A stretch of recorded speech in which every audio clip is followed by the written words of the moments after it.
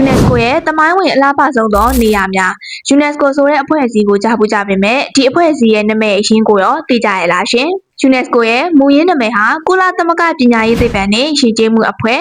United Nations Education Scientific and Cultural Organization ပဲဖြစ်ပါတယ်ဆိုလိုချင်တာက UNESCO ဆိုတာဟာနယ်ပယ်အစုံမှာရှိတဲ့နေရာလူပညာရဲ့အားလုံးနဲ့သက်ဆိုင်တဲ့အဖွဲ့အစည်းတစ်ခုပဲဖြစ်ပါတယ်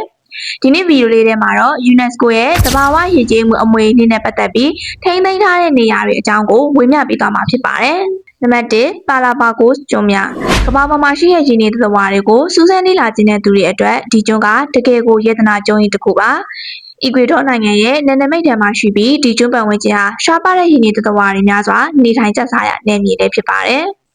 အထူးသဖြင့်ရုပ်ရှင်တွေထဲမှာတွေ့ရတဲ့ကမ္ဘာလိပ်ကြီးတွေကိုဒီနေရာမှာတွေ့နိုင်မှာပဲဖြစ်ပါတယ်။နံပါတ်2ဒိုင်နိုဆောဥယျာဉ်ဒိုင်နိုဆောတွေတကယ်ရှိခဲ့ရလားဆိုတဲ့မေးခွန်းကိုဒီဥယျာဉ်ထွက်ပေါ်လာပြီးတဲ့နောက်မှာအဖြေပေးနိုင်ခဲ့ပါတယ်ရှင်။ရခင်ကလေးကဒိုင်နိုဆောတွေတကယ်ရှိခဲ့တာသိချခဲ့ပေမဲ့ဒီဥယျာဉ်အတွင်းဒိုင်နိုဆောမျိုးစိတ်ပေါင်း40ခန့်ရဲ့စားပြည့်ရုပ်ချင်းပေါင်း900ကျော်ကိုရှာဖွေတွေ့ရှိခဲ့ပါတယ်။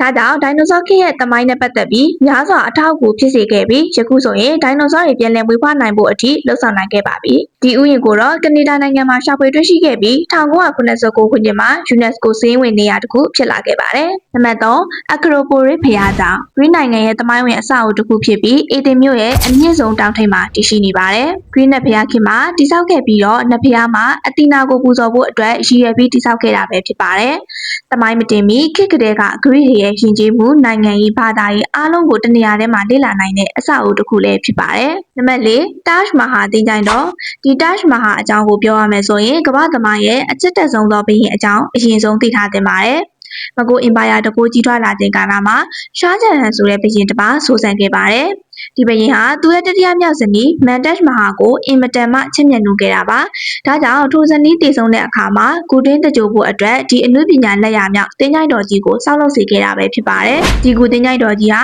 အစ္စလမ်ပိသုကာပညာရဲ့အကောင်းဆုံးလက်ရာအဖြစ်ယနေ့ထိတိုင်သတ်မှတ်ထားခံရပြီးတော့ပါရှန်တူရကီအိန္ဒိယနိုင်ငံရဲ့အနုပညာလက်ရာများစွာပေါင်းဆက်တည်ဆောက်ထားရာအဆောက်အဦတစ်ခုလည်းဖြစ်ပါတယ်။နံပါတ်5ဂီဇာမဟာပရမစ်ကြီးအီဂျစ်နဲ့ဖာရိုဘီရင်တည်ဆောက်ခဲ့တဲ့ဒီဂူတင်ကြိုင်ကြီးကိုတော့မသိသူမရှိသလောက်ပါပဲ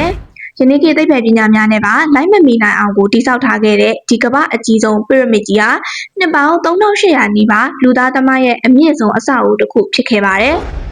ရှေးခေတ်သမိုင်းရဲ့ထူးဆန်းအံ့ဖွယ်ခုနှစ်ခုတည်းကတစ်ခုဖြစ်ပြီးလက်ရှိကမ္ဘာရဲ့အပြောင်မြောက်ဆုံးဘီတုကလက်ရာဆိုလည်းမမှားပါဘူးအခုဖော်ပြပေးသွားတာတွေကတော့ထင်ရှားတဲ့ UNESCO ရဲ့သဘာဝယဉ်ကျေးမှုအမွေအနှစ်နေရာတွေပဲဖြစ်ပါတယ် UNESCO စာရင်းဝင်နေရာဖြစ်နိုင်ဖို့အတွက်အခြေအနေတွေကိုက်ညီုံနဲ့ဖြစ်နိုင်ပြီးကိုယ့်ဘက်မှာတော့အခြေအနေတွေလုံးဝမကိုက်ညီလို့သူမနဲ့ဝေးနေခဲ့ရတာပါ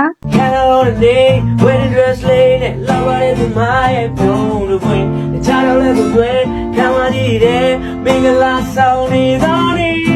ဝမ်းနဲ့ဝမ်းသာဖြစ်ခဲ့ရအဆုံးထိကြည့်ပေးတဲ့အတွက်ကျေးဇူးတင်ပါတယ်ရှင်။ဟုတ်မျက်လုံးကအကောင်ဝင်လို့ပြောနေတာအကောင်မျက်ဘာမှရောက်မျက်ရည်ဝဲစရာမလိုဘူးရောက်ပိတ်တာလို့မျက်ရည်ရောက်ရေကြမကောင်းဟိုပိတ်တာတော့ဖြစ်တယ်နော်